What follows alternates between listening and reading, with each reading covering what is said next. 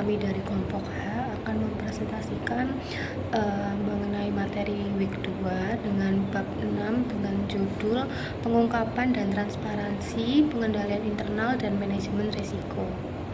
Sebelumnya, izinkan kami memperkenalkan anggota kelompok kami terlebih dahulu. Saya Atika Fauzana Bila dengan NPM akhir 126, ada Muhammad Wongso Prasetyo dengan NPM akhir 144, Imania Dwi Fevianti dengan NPM akhir 142, dan Melati Cahyani Budi dengan MPN akhir 185.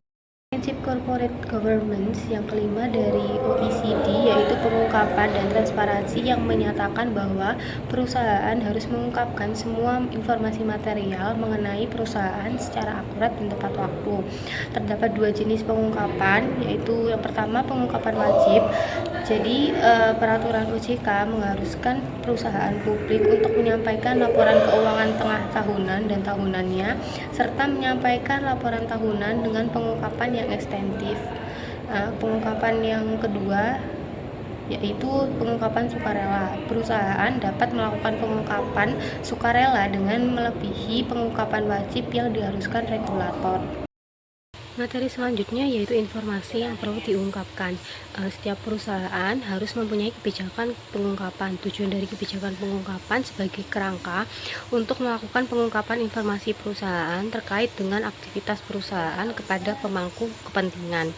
Kebijakan pengungkapan perusahaan harus memastikan perusahaan patuh terhadap ketentuan pengungkapan wajib serta juga mengatur luas dan jenis pengungkapan sukarela yang dapat diungkapkan perusahaan. Menurut prinsip 5 OECD 2015, informasi material yang terkait yang pertama yaitu kinerja keuangan dan operasi perusahaan. Laporan keuangan menunjukkan laporan posisi keuangan dan kinerja dari perusahaan. Laporan keuangan auditan merupakan salah satu sumber informasi utama mengenai perusahaan. Informasi di laporan keuangan memungkinkan dilakukan monitoring atas kinerja perusahaan dan juga berguna untuk melakukan penilaian atas saham atau obligasi. Ketentuan mengenai pengungkapan telah diatur oleh OJK antara lain dalam Peraturan OJK nomor 29/POJK/04/2016 mengenai kewajiban penyampaian laporan tahunan. Yang kedua, ada tujuan perusahaan dan informasi non-keuangan. Pengungkapan tujuan perusahaan diperlukan pemangku kepentingan untuk melakukan penilaian apakah perusahaan telah mengambil kebijakan dan tindakan yang konsisten dengan tujuan didirikannya perusahaan atau belum. Pengungkapan tujuan tersebut sebaiknya disertai dengan target kinerja serta sasaran jangka panjang. Salah satu informasi yang wajib diungkapkan perusahaan menurut POJK nomor 29/POJK/04/2016 adalah profil perusahaan yang antara lain mencakup riwayat singkat perusahaan, kegiatan usaha perusahaan, jenis produk dan atau jasa yang dihasilkan serta visi misi. Ketiga yaitu kepemilikan dan hak suara utama.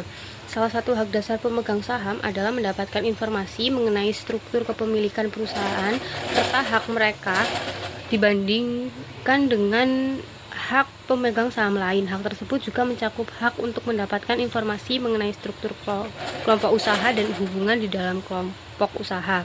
Pengungkapan terkait kepemilikan harus mencakup informasi mengenai pemegang saham utama perusahaan maupun pemegang saham lain yang secara langsung maupun tidak langsung yang mempunyai pengaruh signifikan atau pengendalian atas perusahaan. POJK nomor 29/POJK/04/2016 mewajibkan pengungkapan terkait uraian tentang nama pemegang saham dan presentasi kepemilikannya yang terdiri atas yang pertama pemegang saham yang memiliki 5% atau lebih saham perusahaan publik. Yang kedua, direktur dan komisaris yang memiliki saham emiten atau perusahaan publik.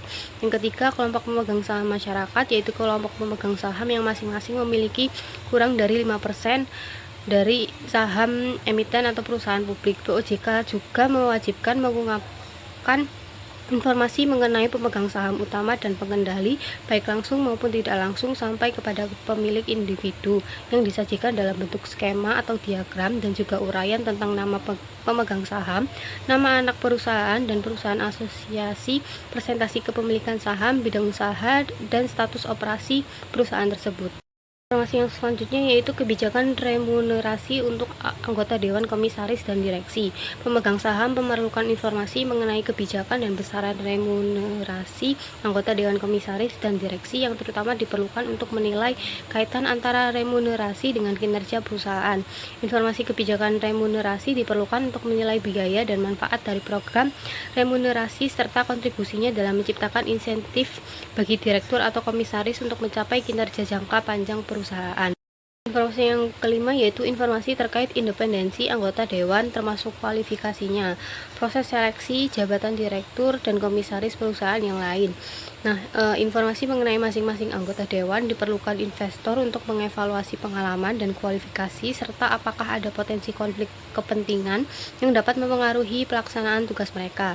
Informasi yang diperlukan tersebut mencakup kualifikasi, waktu pengangkatan sebagai direktur atau komisaris, kepemilikan saham di perusahaan, jabatan sebagai anggota dewan komisaris dan direksi perusahaan lain, serta independensi anggota dewan. Yang keenam yaitu transaksi pihak berelasi. Pengungkapan transaksi pihak berelasi berguna untuk memastikan bahwa perusahaan beroperasi dengan memperhatikan kepentingan semua pemegang sahamnya. Kemudian faktor-faktor risiko yang diketahui, yaitu pemegang saham dan pemangku kepentingan memerlukan informasi mengenai faktor-faktor risiko yang diketahui, sehingga mereka dapat mengambil keputusan berdasarkan informasi yang lengkap. Yang kedelapan yaitu isu terkait karyawan dan pemangku kepentingan lain. Informasi mengenai isu kunci terkait karyawan dan pemangku kepentingan lain berguna karena karyawan dan pemangku kepentingan lain dapat secara material mempengaruhi kinerja perusahaan, serta perusahaan juga dapat mempengaruhi karyawan dan pemangku kepentingan lain secara signifikan. Yang kesembilan yaitu struktur dan kebijakan tata kelola, terutama kode atau kebijakan tata kelola yang ada dan proses implementasinya. Perusahaan harus menerapkan prinsip tata kelola sebagaimana diwajibkan oleh regulator dan melakukan pengungkapan terkait hal tersebut. Pengungkapan struktur dan kebijakan tata kelola korporat, termasuk tata kelola di anak perusahaan yang signifikan, diperlukan agar pemangku kepentingan dapat menilai penerapan tata kelola di perusahaan. Perusahaan perlu secara jelas mengungkapkan tugas dan tanggung jawab dari Dewan Komisaris, komite di bawah Dewan Komisaris, dan direksi. Kemudian yang selanjutnya yaitu standar pelaporan keuangan dan non-keuangan yang berkualitas tinggi.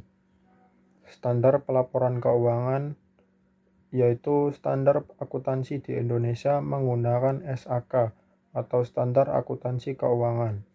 SAK mengadopsi dari internasional yang juga umumnya dijadikan acuan dari berbagai negara di dunia, yaitu IFRS atau International Financial Reporting Standards. Manfaat dari IFRS yaitu meningkatkan kualitas laporan keuangan, meningkatkan efisiensi dan perkembangan pasar modal, serta menurunkan biaya modal. Selanjutnya, standar pelaporan non-keuangan. Standar atau kerangka yang dijadikan acuan perusahaan dalam melaporkan strategi, aktivitas, dan kinerja keberlanjutan, yaitu menggunakan GRI standar dari Global Reporting Initiative atau GRI, serta International Integrated Reporting atau IR Framework dari Value Reporting Foundation. Adapun Sustainability Accounting Standard Board atau SASB. Selanjutnya yaitu pendekatan Comply or Explain. Pendekatan Comply or Explain pada dasarnya mengharuskan perusahaan publik mengungkapkan dalam laporan tahunan pernyataan terkait cara perusahaan menerapkan suatu pedoman corporate governance, sehingga memungkinkan pemegang saham dan para pemangku kepentingan mengevaluasi bagaimana rekomendasi-rekomendasi di pedoman tersebut telah diterapkan. Pendekatan ini didasari pemikiran bahwa praktik corporate governance yang baik tidak dapat dibatasi oleh regulasi yang ada, Adapun kebutuhan terhadap tingkat penerapan tata kelola antar perusahaan bervariasi tergantung pada jumlah dan keberagaman pemangku kepentingan yang dihadapi perusahaan. Agar penerapannya berjalan efektif, regulator perlu mengawasi dan memastikan bahwa perusahaan memberikan penjelasan atau alasan atas ketidakpatuhan terhadap rekomendasi tertentu dan bahwa penjelasan atau alasan tersebut adalah cukup spesifik dan wajar. Baik, materi yang selanjutnya itu adalah peranan auditor eksternal. Jadi auditor eksternal itu mempunyai peranan penting terkait penerapan prinsip pengungkapan dan juga transparansi khususnya terhadap laporan keuangan. Nah, auditor eksternal ini melakukan audit atas laporan keuangan perusahaan dan memberikan opini terkait kewajaran laporan keuangan yang merupakan salah satu sumber informasi bagi pemegang saham dan juga pemangku kepentingan. Nah, selanjutnya ada saluran komunikasi. Jadi 5 subprinsip menekankan bahwa penyebaran informasi harus dilakukan secara adil, tepat waktu, dan juga efisien. Jika saluran komunikasi tidak memadai, maka informasi yang penting pun bisa menjadi tidak berguna. Oleh karena itu, internet dan juga website perusahaan menjadi alat utama untuk memastikan aksesibilitas informasi. Lalu selanjutnya ada peran pengendalian internal dan manajemen risiko dalam mengurangi konflik kealianan dan juga penegakan GCG. Jadi untuk peran pengendalian internal itu sendiri itu tuh berperan penting untuk memastikan perusahaan beroperasi secara efektif dan juga efisien serta mematuhi regulasi. Menurut Koso, pengendalian internal ini mencakup 5 aspek utama, yaitu lingkungan pengendalian, penilaian risiko, aktivitas pengendalian, kemudian informasi dan komunikasi, serta yang terakhir itu adalah monitoring. Nah, untuk peran manajemen risiko ini, setiap perusahaan itu pasti menghadapi risiko bisnis, keuangan, kepatuhan, dan operasional yang dapat menghambat pencapaian tujuan. Nah, manajemen risiko ini hadir diperlukan untuk mengidentifikasi, mengevaluasi, dan mengendalikan risiko agar tetap dalam batas yang dapat diterima. Kemudian saya akan menjelaskan terkait pelaksanaan prinsip pengungkapan dan transparansi di Indonesia menurut hasil penilaian IICD ASEAN CG Scorecard. Tingkat kepatuhan terhadap ASEAN CG Scorecard, prinsip-prinsip tata kelola korporasi OECD mengatakan bahwa kerangka tata kelola korporasi harus memastikan bahwa pengungkapan tepat waktu dan akurat dilakukan atas semua informasi material terkait korporasi, termasuk situasi keuangan, kinerja, kepemilikan, dan tata kelola korporat. Kemudian, tingkat kepatuhan atas prinsip pengungkapan dan transparansi dapat ditingkatkan melalui sosialisasi dan menegakkan praktik tata kelola yang diwajibkan dalam aturan perundangan, seperti pengungkapan kepemilikan langsung dan tidak langsung pemegang saham utama. Kemudian ada kebijakan dividen, pernyataan mengenai kepatuhan terhadap pedoman tata kelola atau comply or explain.